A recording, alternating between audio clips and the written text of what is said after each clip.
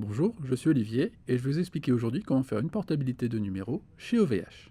Si cette vidéo vous est utile, n'hésitez pas à la liker et à la partager avec vos amis ou vos collaborateurs. Tout d'abord, sachez que seul, un numéro ne vous est pas utile. Si vous n'avez pas de ligne, quand quelqu'un va composer le numéro, celui-ci ne sera pas redirigé et donc du coup, vous allez perdre votre appel. En revanche, si vous avez déjà une ligne, lorsque la personne va composer le numéro sera redirigé vers un téléphone qui va se mettre à sonner et vous pourrez à ce moment-là le décrocher. L'appel ne sera pas perdu. Il y a une autre petite contrainte pour la portabilité, c'est d'être résident en France, en Belgique ou en Suisse. A noter que les portabilités se font avec des numéros au format international, donc avec les indicatifs présents à l'écran. Pour pouvoir faire la portabilité, nous allons nous rendre sur l'espace client. Au niveau de l'espace client, vous allez pouvoir choisir de demander une portabilité. Cela vous amène sur la première page, sur laquelle vous allez pouvoir faire la portabilité soit d'un numéro isolé, soit d'une tranche de numéro. Pour renseigner un numéro isolé, vous le renseignez au format international et l'on va vous demander un code RIO.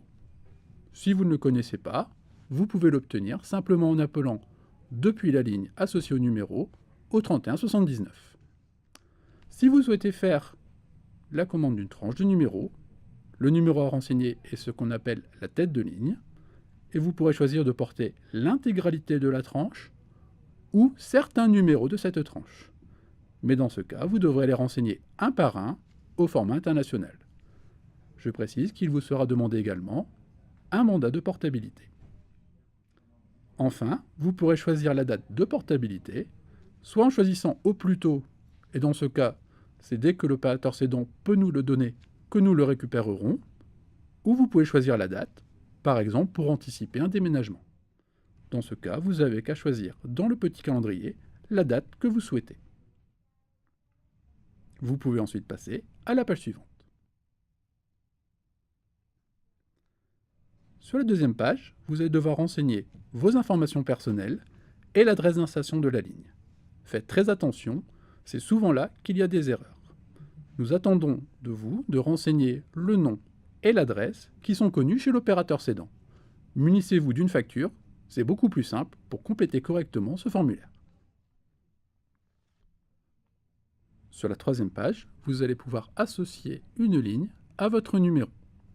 Comme nous l'avons vu au niveau de l'introduction, si vous ne faites pas cette manipulation, vous ne recevrez pas d'appel. Vous pourrez par la suite, depuis votre espace client, configurer soit une file d'appel, soit un SVI. Mais pour l'instant, vous aurez au moins une redirection simple de votre numéro vers une ligne. En cliquant sur Suivant, vous accéderez à la page de finalisation, sur laquelle vous aurez un bouton pour commander la portabilité.